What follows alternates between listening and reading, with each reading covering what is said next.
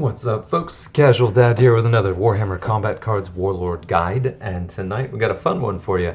We got Uthar the Destined, the High Call of the Great Arthurian League of the League's Votann. Love the artwork on this guy.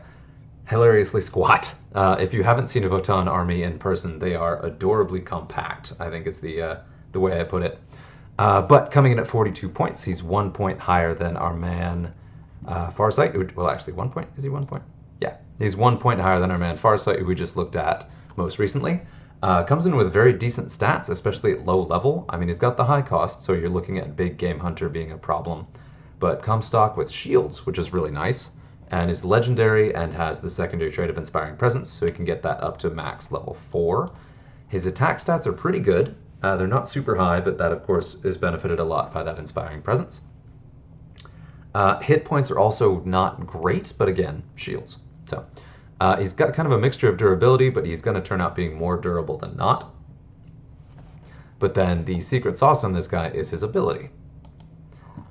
Whenever an enemy card destroys a friendly Leagues of Votann card, it gains a judgment token. For each judgment token the card has, it loses a minimum of 15% of its starting wounds when it is damaged by an attack.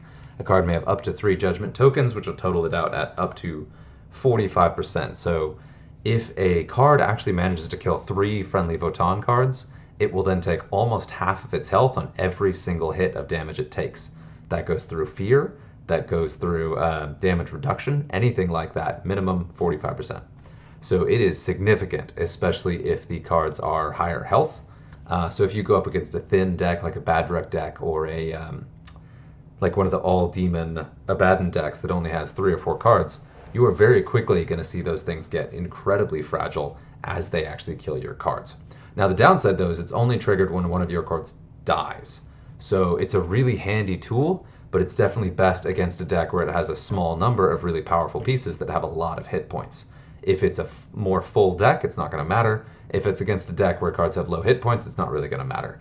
But a lot of the Votann cards we're going to look at have fairly low attack stats, but if that opposing card is taking a minimum damage of a higher number, then it doesn't matter if it's got 1 damage, it'll still do significant damage fairly quickly. So let's go ahead and take a look at the cards. Now obviously Endless would be great. As far as I know, Votann doesn't have any Endless cards available yet. They do, however, have at least 1 Taunt card. I think there are 2 now, I just don't have both of them. But this guy is a great combination of Taunt because he's 8 points, has decent health, and has a ranged attack. So he does do some damage while he's on the board with that Taunt. The Psychic debuff is kind of a weird piece, but I mean, if you're up against the Psychic deck and hitting it in melee, it's handy. I also do like a Psychic debuff that you don't have to do Psychic attack to trigger, so that melee being a Psychic debuff is very unusual and very good. Obviously, this guy's one you put down when there's a heavy target that you want to hit with a Judgment token and protect your other cards. So really, this is the #1 always take in a Uthar the Destined deck. And then the rest, I've got a mixture of ranged and melee, but I really want to emphasize a couple cards. This one being a high one, because that precision shot will also trigger on your judgment tokens. So even if he's only doing 10 damage with that precision shot, if there are a couple judgment tokens on that card, it's going to take a lot of damage. So that adds up really quickly, which we hopefully will see in our game in a minute here. The other piece I want to make sure to highlight is going to be your Barrage. So Barrage is amazing in late game with this. You have a couple enemy cards on the table that have judgment tokens. That additional side damage is going to do a lot, like a lot of damage, a lot more than it normally would once they start racking up judgment tokens. Then everything else can kind of be whatever you have the points for, whatever sort of makes sense. I do like to include more Barrage. Shields are good, but you want cards that have both attack types, so melee and ranged. Or you can do something like this one that has Psychic and melee. This also will build up with your judgment tokens, also has shield, so this is a power piece you can keep in play for longer, assuming you have a decent level. Starts with 2 shields, which is good, but still, you want this one higher level to include it because of that cost for the hit points is not great, even with the shields. But that Psionic or Warp Surge will stack with the judgment tokens, so it'll do significant damage very quickly against cards that have taken some damage. Let's take a look at some of these. Medicae is good. This one's Big Game Hunter. No Barrage. There we go. Let me throw this one in here because I didn't have this card when I made this deck. I do struggle a little bit to build Votann decks just because of the number of cards I have. You end up with a very small card pool. And of course, mine are all low level, just like basically everyone else's, unless you sunk a lot of money into these guys. Sweet, we got more barrage. Nice. So all the orange guys are fairly new, so we got a bunch of barrage here. Let's see, we'll drop this guy. Actually, let's drop this guy. Give me 16. Awkward points. Awkward points. What else we got? Death Blow is a really good one to do in this too. Perfect, because that also will trigger your judgment tokens. And bonus, it's a card you don't mind losing. So the enemy card kills it, they get a judgment token, and then immediately are nailed with Death Blow that's going to do them extra damage, maybe, because of that judgment token. So that's what we've got for a deck build. Again, the ones you really want are Precision Shot, Barrage, Death Blow, Taunt. Probably want to lean more on ranged, again, because Barrage is so good with that ability, and then also just because Votann ranged cards are generally better at lower level. The melee ones really take a little while to ramp up, and then just Barrage has so many advantages over melee, I really would lean on your Barrage cards. So we're going to play some games here to show this in action. Dun, dun, dun, dun, dun, dun, dun. Uthar the Destined, he is destined to win. And I'm not laddering right now, or not laddering with Votann right now, so you're likely to see some pretty favorable matchups, but you never know. At this rank, I could just run into people who aren't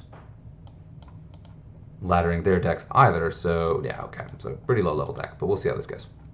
Now that's a pretty big beefy card, so I'm going to put my weakest card in front of it to see if I can build up some judgment tokens to show you that effect in action. This is against an Illic deck, so even though it's low level, this could be pretty bad for me. So, I mean, I could talk all day about having a low level deck, but my Votann cards are low level as well, so this is actually probably a pretty fair matchup. Now, Illic is usually a decent one because you tend to see Illic decks that don't have really high card count, so they tend to have fewer elite cards, but in this particular case, they've got a pretty stout deck over there. So I still see 4 bodyguards, and then, of course, the man himself. Oh, judgment token. Okay, so now that started with a base of about 150 health. We'll now take a minimum of 25. So that's pretty good. So this Death Blow is going to do a minimum of 25, and then this Barrage will do, so this will do a minimum of 25. Normally it would do, well, we're going to see it do more, and that's kind of important too, because if you have judgment tokens on a card, that again is the minimum damage. If you hit it with an attack that will do more than that minimum damage, it will do the more. So that is something to keep in mind. So you may not see the impact at all unless a card already has significant hit points. And that's the thing that's important to mention that I was about to before I got kind of distracted here. When you're building an Uthar deck and playing an Uthar deck, the cost of losing cards is bad. So unless there's a very clear benefit to your judgment tokens, such as no barrage, good.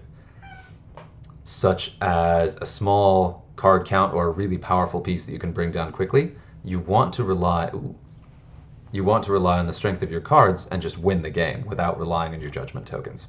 So that's something definitely to keep in mind. I did also want to highlight that these judgment tokens are only applied if the card itself gets the kill. If something like Illic's ability is what actually finishes off your card, that won't apply a judgment token because it wasn't the enemy card technically that actually landed the kill. So here we're going to see this. This is going to kill the Death Blow guy, judgment token, Death Blow. Yeah, so guy in the middle took significantly more damage, but of course that's what Death Blow does. So it's kind of hard to see the impact yet because all of these opposing cards are quite low level. So we'll hopefully get another match where we can see it in play a little bit more. But yeah, so things to watch out for. Poison, Skull Taker, Illic, Artemis, Captain Artemis, all of these are abilities that will kill your cards that are not from cards on the board. They're from Warlord abilities and traits. Flyrant is another one. Death Blow, of course, if that kills your card, the card that did it is already dead, so it's not going to matter much. I'm going to play 2 games. I may do 3 with Uthar just because he's such a weird warlord and because I really want to get us at least one good match where you can see this in play.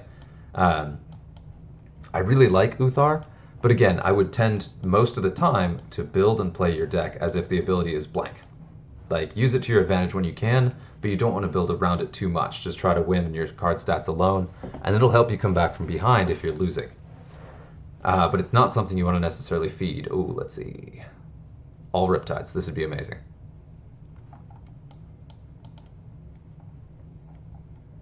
Oh, yeah. Okay, so decently leveled Riptides. This is going to be great. I am very excited to show this one.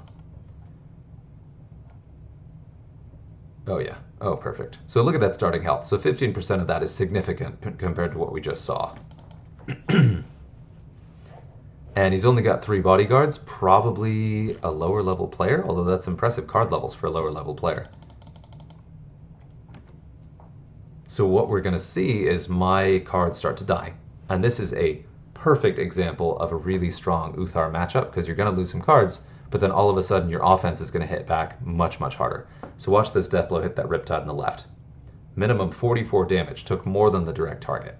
And that's only after getting 1 kill. Once this guy gets 2 kills, it's going to be a minimum of 88 damage per attack, because that bonus will double every time you get a judgment token.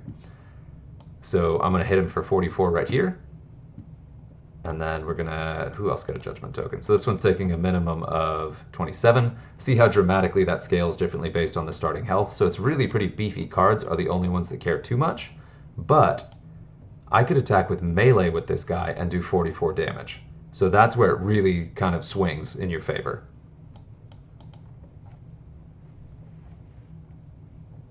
So here, I hit with that, and then whatever attack type I hit with again, I will hit for another 44. So I could go melee, which is the best advantage for me because I don't want to shoot him.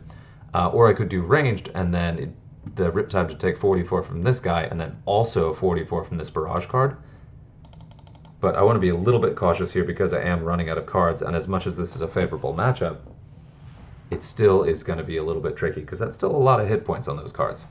But here you're going to see them get a bunch of extra judgment tokens and suddenly just go down real fast.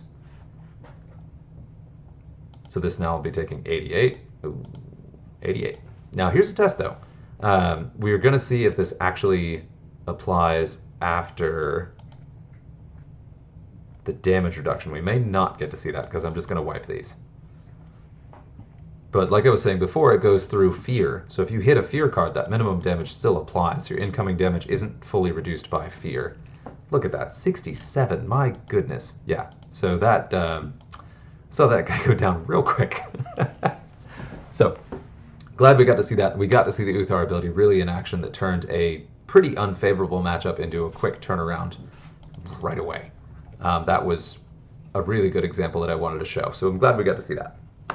I do think that Uthar, of the 2 Votann warlords, Uthar is the weaker one. I do think that Itok coming in dramatically cheaper and having the ability that triggers all game without having to lose your cards is so good.